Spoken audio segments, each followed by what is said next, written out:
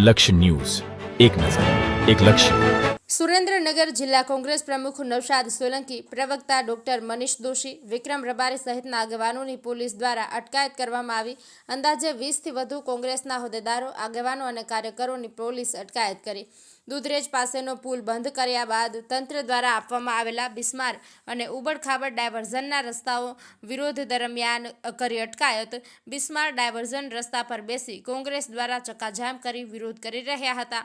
તે સમયે કોંગ્રેસના આગેવાનોની પોલીસ દ્વારા અટકાયત કરવામાં આવી છે. બિસ્માર ડાયવર્ઝનનો રસ્તો યોગ્ય અને પાકો બનાવવાની માંગ સાથે જિલ્લા કોંગ્રેસ દ્વારા આજે વિરોધ પ્રદર્શન કરવામાં આવ્યું હતું. બ્રિજેશ ત્રિવેદી, સુરેન્દ્રનગર.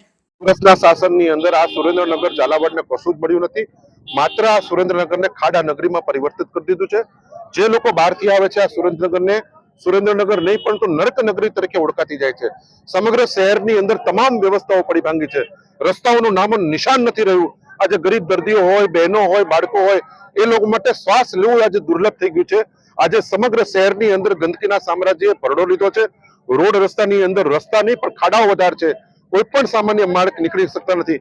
છેલ્લા કેટલાય સમયથી આ સમસ્યા હોવા છતાં ભારતીય જનતા પાર્ટીની શાસન, નગરપાલિકા તંત્ર, કોઈ પણ એનો પદાધિકારી, જનપ્રતિનિધિ લોકોના આ સમસ્યા માટે એક શબ્દ બોલતા નથી. ત્યારે આજે કોંગ્રેસ પક્ષના બધા જ કાર્યકરો આજે અમે અહીંથી દુધરેજથી આ ડાયવર્ઝન ઉપર ચાલી અને કલેક્ટરશ્રીને આવેદનપત્ર આપવાના છીએ.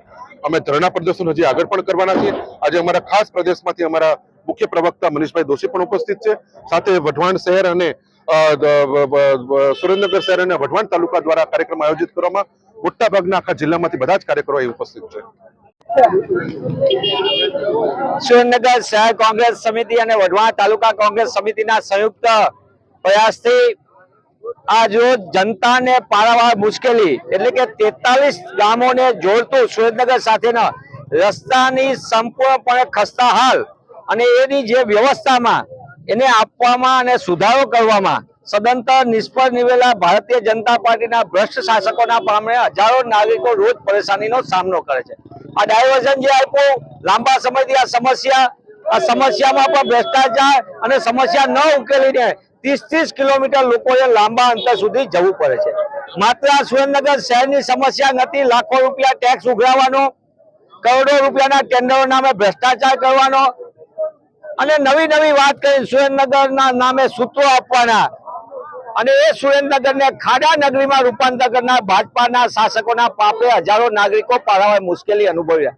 એવા સંજોગોની અંદર જ્યાં કોઈ દર્દી મુશ્કેલીમાં આવી જાય 43 ગામોમાંથી, એને સુરેન્દ્રનગર સાથે આરોગ્ય સેવા માટે તકલીફ પડે, રોજ શાળાએ આવવા માટે જે બાળક હોય એના વાલી સાથે એને તકલીફ પડે, સામાન્ય માણસને બીજું કાંઈ ખરીદવા માટે આવવું હોય તો એને અહીંયા સુરેન્દ્રનગર ખાતે આવવામાં મુશ્કેલી પડે. અને આ મુશ્કેલીની કોઈ હોય મૂળમાં તો એ ભારતીય જનતા પાર્ટીના શાસકો છે. અને એના કારણે જ આજે સુરેન્દ્રનગર શહેર કોંગ્રેસ અને વઢવાણ તાલુકા કોંગ્રેસ સમિતિ દ્વારા જનતાના પ્રશ્નને લઈને એક લાંબો કાર્યક્રમ ધરણા પ્રદર્શનનો આપવામાં આવ્યો છે.